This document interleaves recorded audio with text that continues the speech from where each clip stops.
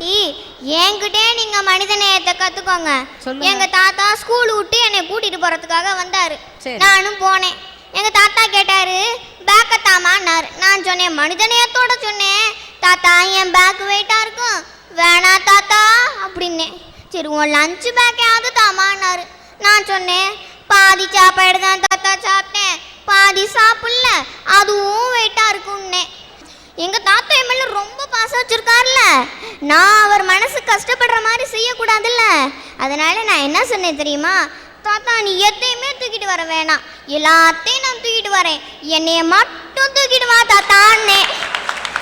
ஐயா, ஒரு குறள் சொல்றேன் கேளுங்க. ஒரு குறள் சொல்றேன் கேளுங்க. நெருநல் உளன் ஒருவன் இன்றில்லை என்னும் பெருமை உடைத்து இவ்வுலகு. அந்த குறளுக்கு என்ன தெரியுமா அர்த்தம்? நேற்று இருந்தார், இன்று இறந்தார், நாளை அவர் இல்லை. அப்படி வாழ்றதா என் வாழ்க்கை இல்லையா?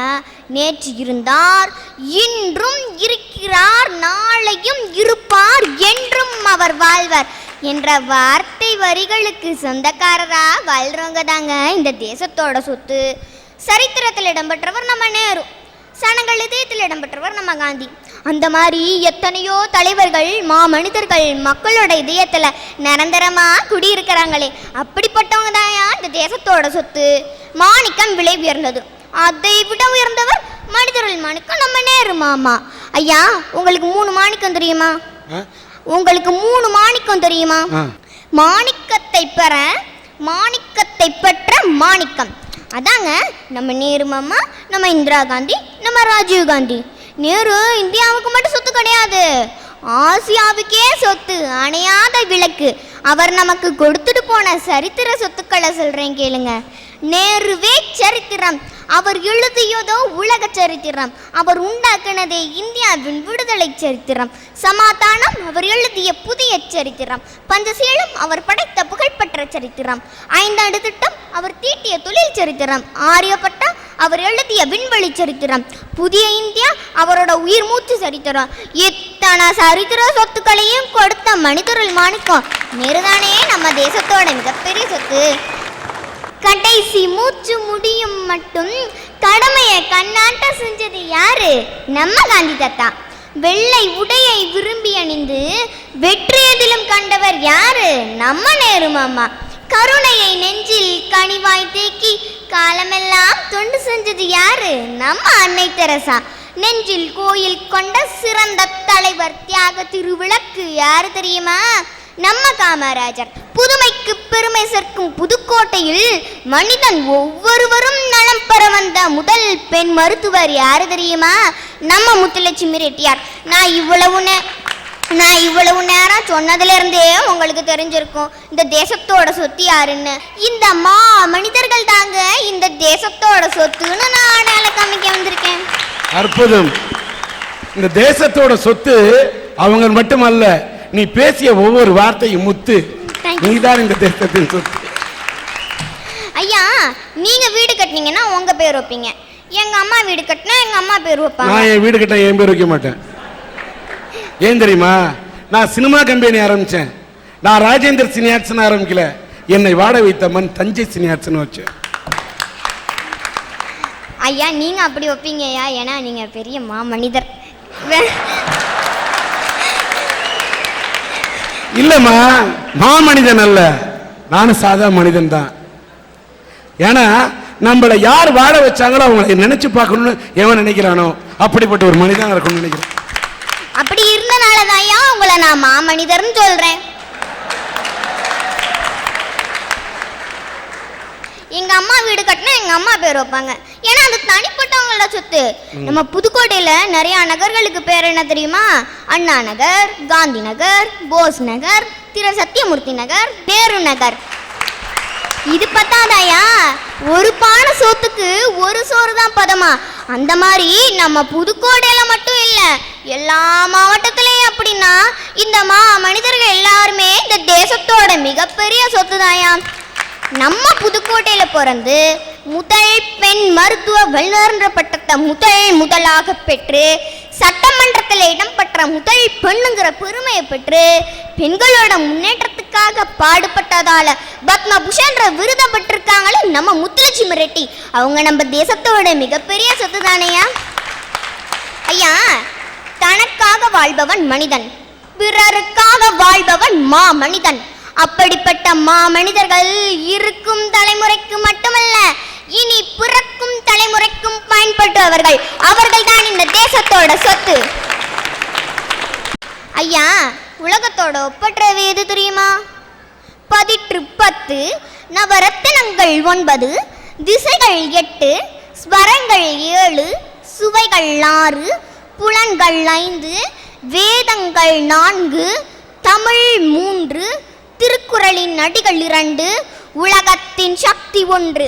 அந்த சக்தி தாயா இந்த தேசத்தோட சொத்து. இந்த தேசத்தோட சொத்து தாங்க இந்த மா மனிதர்களும் தலைவர்களும் ஐயா. ஒரு தடவை காந்தி காரைக்குடிக்கு வந்தப்ப நோயோடு இருந்த கண்ணுக்குட்டிக்கு விச ஊசி படைச்சு ஜீவானந்தத்தோட வாக்குவாதம் வந்துச்சான். அப்போ கேட்டாரா காந்தி, ஜீவா உங்களுக்கு எவ்வளவு சொத்து இருக்குன்ட்டு. உடனே ஜீவானந்த சொன்னாரா, எனக்கு இந்த இந்தியா தான் சொத்துன்னு சொன்னாரா. இதை கேட்டு வியந்த காந்தி, இல்லை ஜீவா நீங்க தான் இந்தியாவோட சொத்துன்னு சொன்னாரா. காந்தியே அப்படி சொன்னார்னா ஜீவானந்தன் நம்ம தேசத்தோட மிகப்பெரிய சொத்து தானே. விடுதலை இயக்கத்தை அடக்கிறதுக்காக ஒரு மசோதாவை கொண்டு வந்தப்ப ஜேம்ஸ் ராங்கிலேன் வந்து திரு சத்தியமூர்த்திட்ட, நீங்கள் இங்கிலாந்து ஆட்சி கீழே இருக்க விரும்பாட்டினா வேற யாரோட ஆட்சி கீழே இருக்க விரும்புறீங்கன்னு கேட்டாங்களாம்.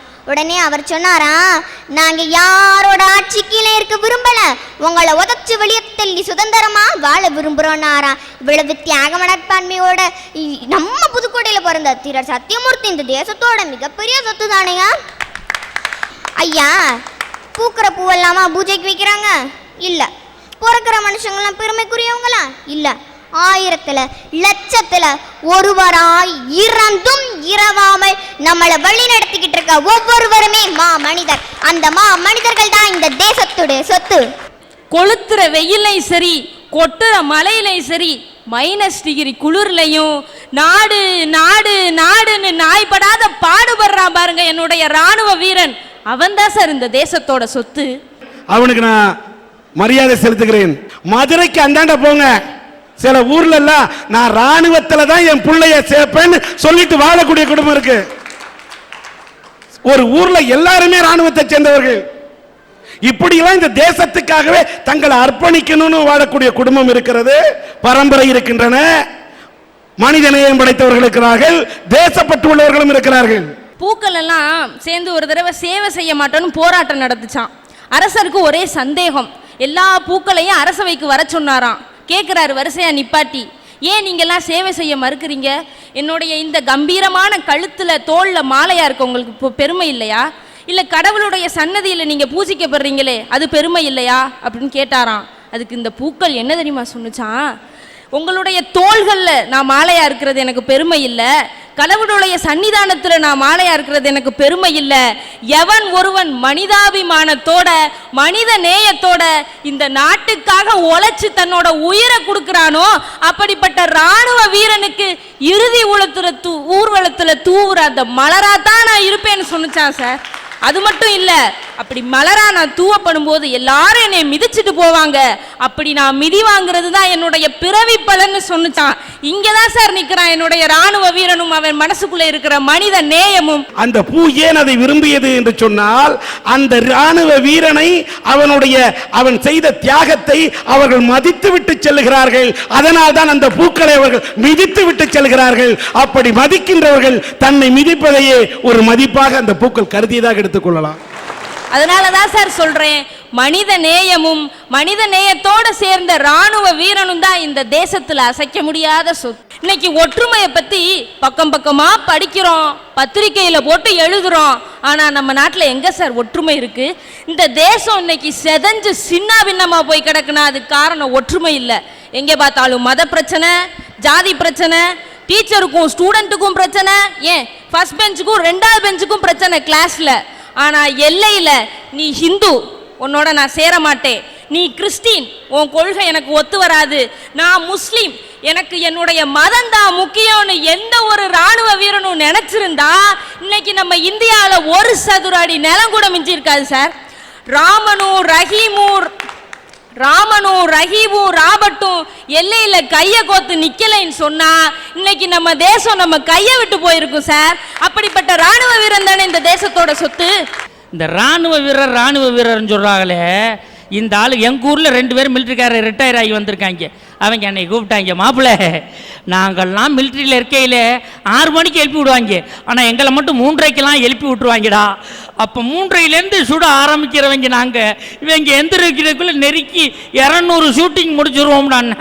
என்ன மச்சான் 2 பேரை சுட்டவனையெல்லாம் பேப்பரில் ஓட்டேன், உங்கள் பேரே காணாமடான்னு அவன் சொன்னேன்.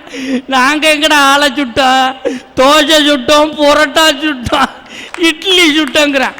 இன்னைக்கு எத்தனையோ வீரர்கள் அந்த குண்டடி பட்டு செத்துக்கிட்டு இருக்கான். அதையெல்லாம் என்ன சொல்லிட்டு சாகுறான் தெரியுமா?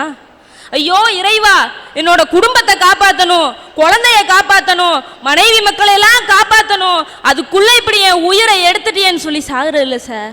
என்ன சொல்லிட்டு தெரியுமா சார் சாகுறான்?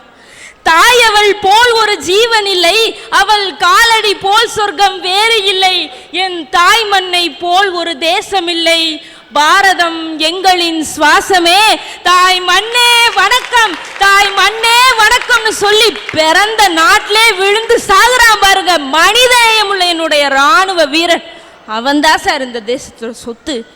மேடையில் இருக்கக்கூடிய இந்த பெண்ணின் பெயர் அம்சவல்லி. இவருடைய கணவர் பெயர் பேரின்பராஜ். அவர் ஒரு வேன் டிரைவராக இருந்தார்.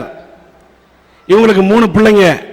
இந்த மூத்த பொண்ணு 13 வயது, மூளை வளர்ச்சி குன்றிய குழந்தையாக இது இருக்கின்றது.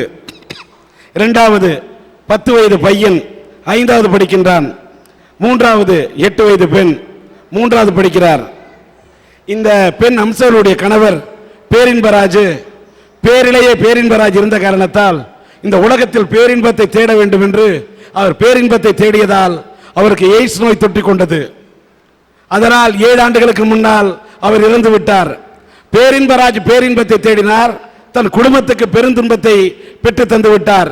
போனதான் போனாரு, சும்மா போல.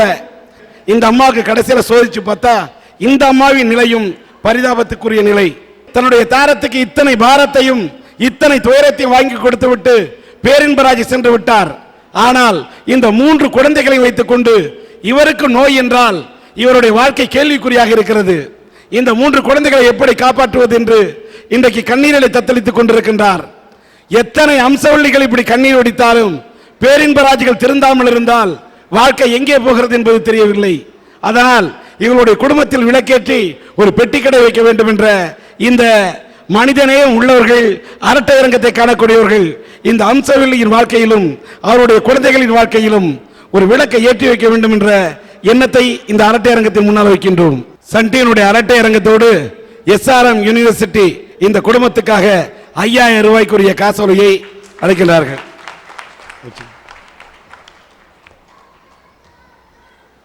உங்களுடைய கோரிக்கையை வச்சிருக்கிறோம். நிச்சயமா சன்டியினுடைய அரட்டை அரங்கத்தை பார்ப்பவர்கள், பார்க்கக்கூடிய எத்தனையோ நேயர்கள் மனமாறி அவர்களோட மனமிறங்கி உங்களுடைய வாழ்க்கையில் விளக்கேற்றுவார்கள் என்ற முகமாக அப்படி வந்து அந்த பணத்தை அனுப்பி வைக்கிறோம். உங்களுக்கு பெட்டி கடை வச்சு வாழ்க்கையை பார்த்துங்க. நன்றிம்மா.